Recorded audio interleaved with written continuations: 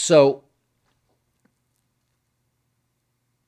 just so you get this, all through the 1990s, I said on various ESPN shows, Sports Reporters, Prime Monday, I said again and again that Michael Irvin was the leader, the rocket fuel, the most valuable player on the field and in the locker room for those dynastic Dallas Cowboys of the 90s.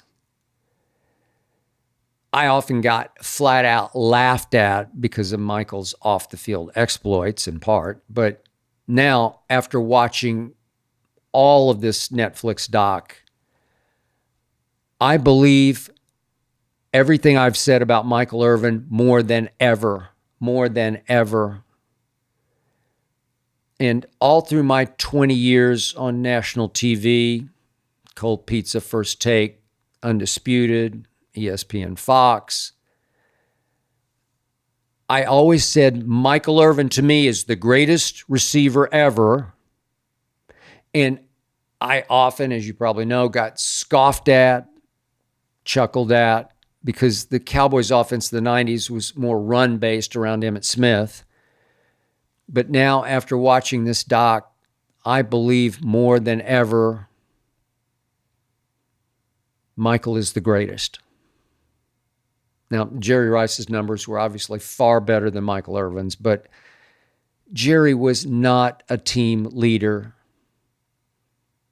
The 90s Cowboys followed Michael Irvin's lead. He set the tone. He brought life to the practice field, to the locker room, to the huddle. The energy sprang from Michael Irvin. He was the big brother that Emmitt could idolize and follow.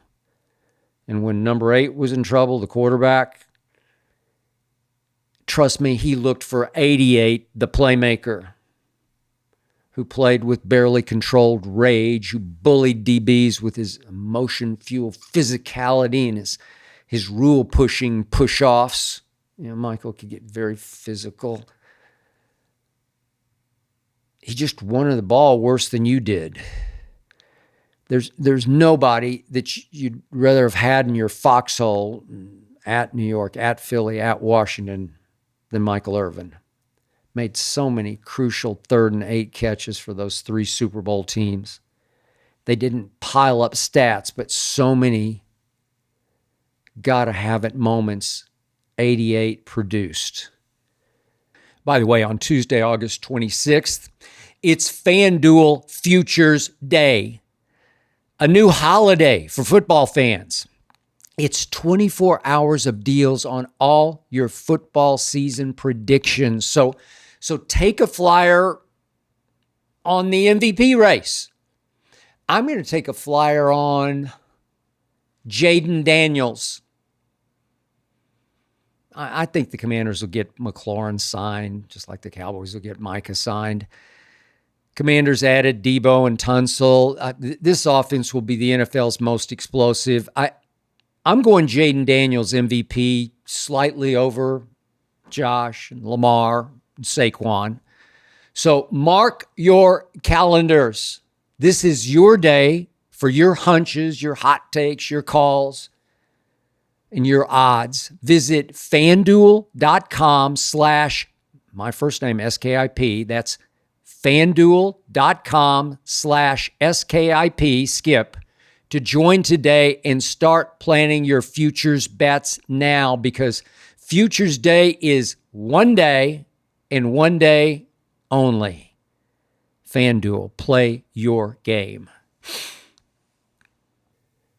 But, yep, Michael Irvin was and is sensationally flawed. I know him pretty well.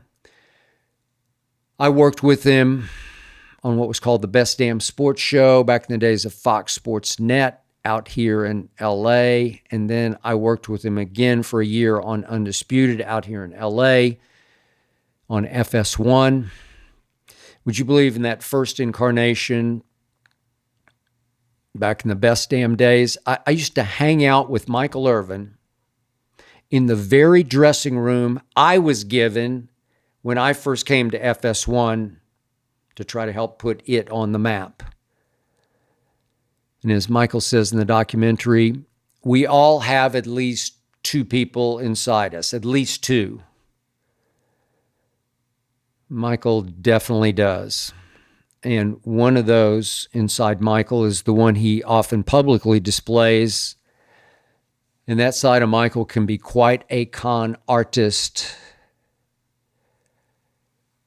He can fool you into believing things that you maybe shouldn't believe about Michael Irvin.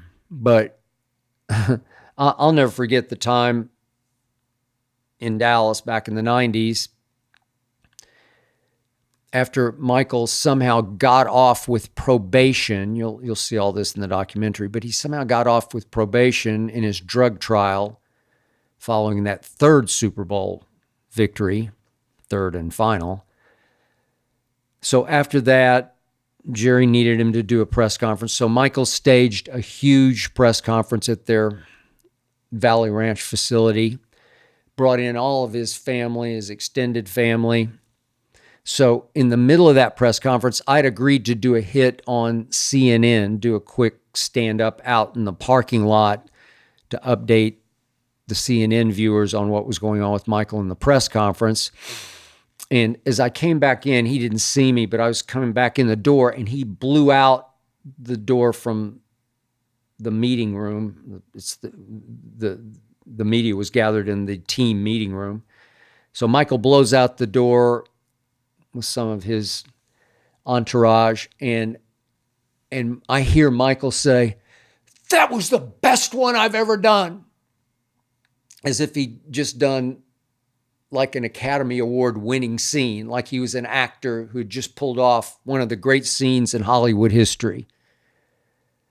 Yeah, Michael could really act. He could really put it on.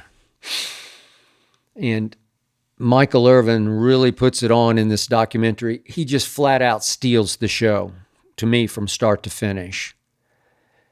He does so ultimately in the documentary by coming so shockingly, sensationally clean about all of his drugging and all of his womanizing during his cowboy days. So I've thought a lot about, why would he do this? Other players said, "I'm not talking about that." Not Michael. He talked about everything. So either Michael's confessing for the sake of his family, starting with his wife, or knowing Michael, maybe he just decided this is going to be a great stage for self-promotion. Just let it fly. I do think Michael fears falling out of the spotlight he lives for as he approaches age 60. So maybe he just decided to seize this moment and seize this stage by telling all very emotionally, very effectively, highly entertainingly. What an entertainer Michael always was and is. So I've seen Michael at his greatest, and I've seen Michael at his worst. There is much about Michael I don't love. Much that still troubles me, in part for his sake.